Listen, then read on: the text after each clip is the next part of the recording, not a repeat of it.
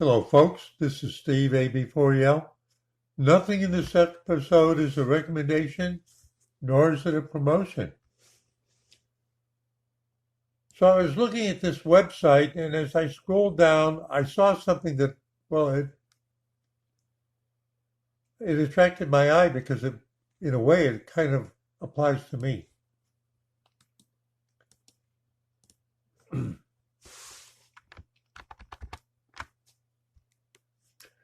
Visualizing the world's aging population from 1950 to 2100.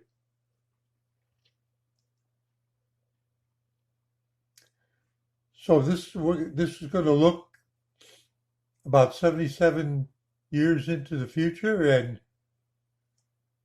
start from when I was a kid.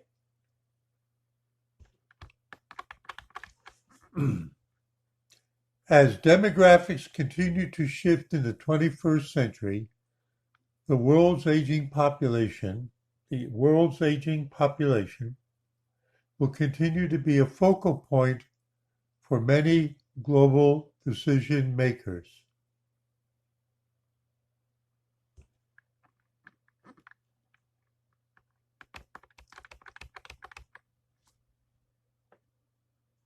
A certain person notes that most countries around the world have experienced population explosions or are about to.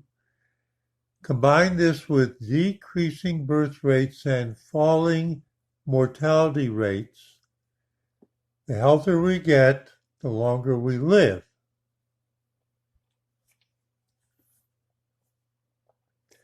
And it's clear that the global senior population will continue to reach new heights.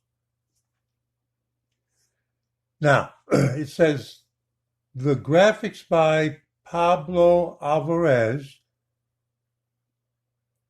use data from the 2022 UN World Population Prospects to visualize this increasing aging population across countries. So I just right-click on this, UN.org, World Population Prospects 2022, Summary of Results.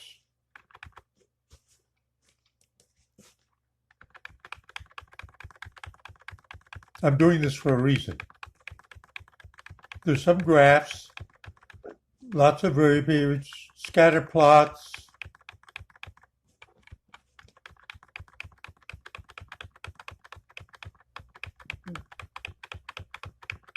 All right, and this is so that you can see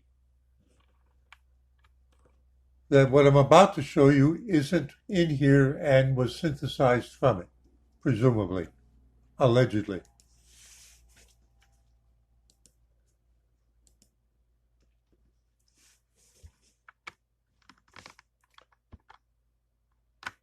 The world's population is aging. The population of people aged 65 and above is rising in every country and will continue to do so in the future. Now, I'm wondering if you'll find this as interesting as I did. So, right here is 2022. That dot there on this ascending line.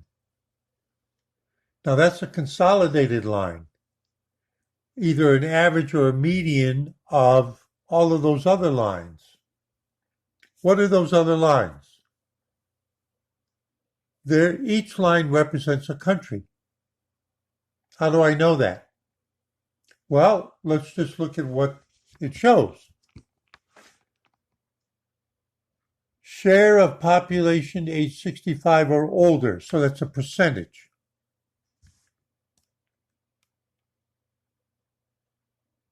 The top of the graph is 50%. So it starts from zero, and the height of the graph is 50% of the population of any given country. The left side of the graph starts, as they announced, at 1950, and the right side of the graph ends at 2100. So these are 4 50-year increments.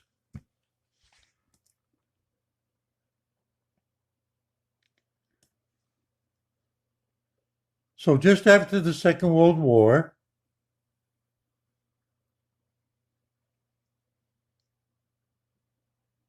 almost all countries of the world had percentages of their population over age 65 at less than 10%. Looks to me like it's easily over 95% because there's only a couple of lines above it. And you can see there's a lot of flow together here. And some of that flow seems to go all the way across. And then, but let's look over here to the far right. In the year 2100, one of the countries, one of the emphasized line is Albania. You know where Albania is, don't you? Sure you do. If you were in the middle of Italy, I know you know where that is, on the east side, and you went swimming, let's say about the level of Rome, and you left Rome in your car and you went to the east coast of Italy for a Sunday afternoon at the beach, and you started to swim out eastward, and you just had so much fun you kept swimming, you would more or less hit Albania. Okay? Montenegro is there and some others.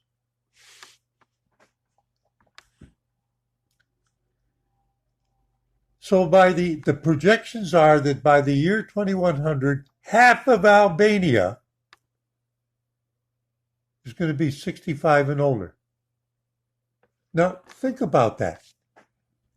I've noticed that when I go to the big box store, which is the big shopping nexus for everybody in town now, you get clothes there, you get stationery there, you get food there, you can get your tires fixed. All right.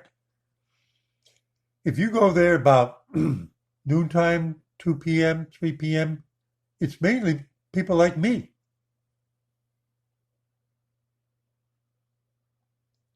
If you go on Saturday afternoon, it's not people like me. It's people like you.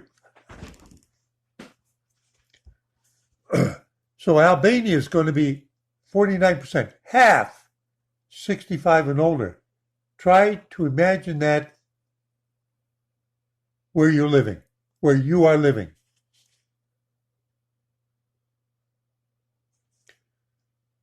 China is going to fluctuate and be about 40%. France is going to be about 35%, and we're right behind them at 30%. About 1 in 3 people, no matter where you go, so to speak, is going to be over the age of 65 in the year 2100. Because there's the United States line. Bolivia, 22%. Where's Bolivia? South America. Pakistan, 17%. Now, this is an interesting contrast. Pakistan is almost 100% Muslim. Albania is about 50% Muslim.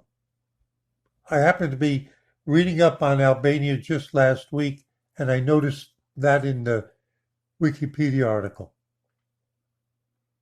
That was unique during the Soviet era, that the Eastern European countries that were all communist states imitating the Soviet Union, the only one with a Muslim majority was Albania. And it had the most closed Eastern European communist country. They wouldn't even let the Russians in. Yeah, go back and look. Oh, I'm from that era. That's why I know. I don't have to look it up. Pakistan, 17%. Chad. Now, I posted a video recently where I mentioned that when I was hitchhiking across North Africa and when we crossed Libya and I was in the company of Colonel LeBlanc and the Brits from the Land Rover Company sales group, that he kept listening to the radio to what was happening in Sudan. But there was, as I showed you, there was like now fighting. So we did not turn south and go straight south through Libya to get to Chad, which is largely a desert country with camels and stuff like that. So is it surprising that a country like Chad would have only 10% over age 65? Why would that be? Oh, you'd be amazed to even find a hospital in Chad. Think about it. That's not criticizing them. I'm trying to draw out elements as to why.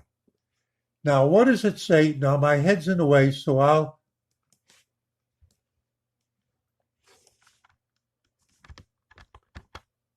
do that so it's not in the way. It says right here, now who is this flow down the bottom that is pretty much the way it was after the Second World War by the year 2100? African countries will be the only nations.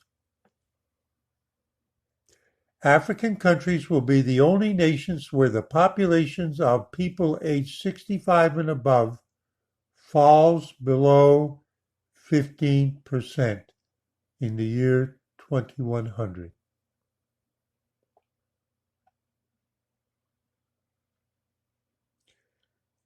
But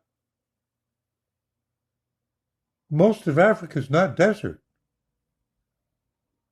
So there must be other factors about life in those countries.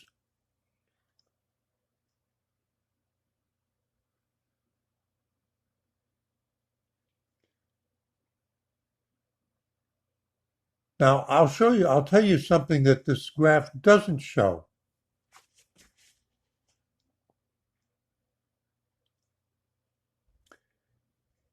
It doesn't show the population trend of the countries per se, and I haven't read the documents. Now, what do I mean? This is the caveat that comes to mind for me, the detective.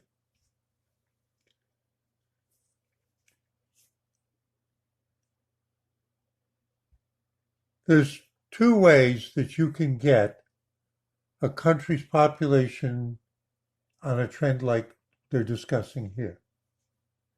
One of it is that, let's take Albania as an example. One of it is that the health care and the nutrition of older folks is so well looked after that people simply survive. More and more people live to be 90 and 100 and above. And as they said, decreasing birth rate.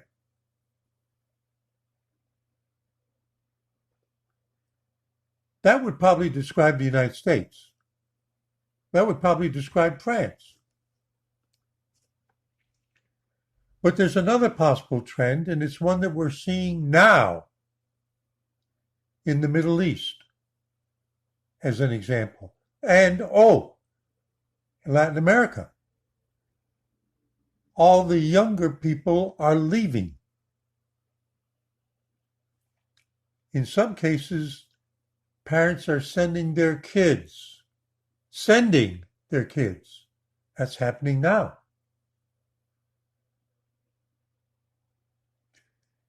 Because of the wars in countries like Syria, Iraq, etc., Afghanistan, the outflow are just males and not a lot of children and females, so their birth rates are going to drop. And their hope is that if they can get established somewhere else and get a job, they can get the rest of their wife and children out.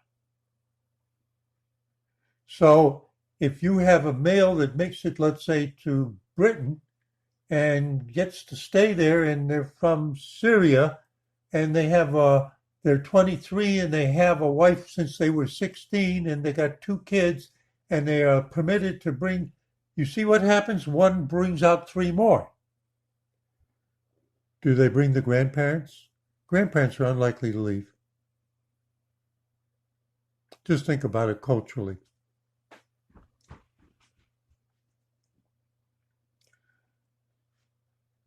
Those are the kind of thoughts that went through my mind when I saw that article and then looked at this, especially when I looked at this graph. And in part, I base it on, I mix into that life experience, having traveled, seen a lot of different things. What do you think? Yeah, the United States is going to be about 1/3 looking like me and old. Oh, do I need to go back to work? Who's going to do the work? Oh, wait a minute, we have AI. Oh, all that stuff that they're talking about where it's going to displace workers? Oh, don't worry about it. AI will take up the slack. It works out. Will it work out in Albania? Will it work out in China? Don't have to worry about it in Chad, Nigeria, Lesotho, Zimbabwe.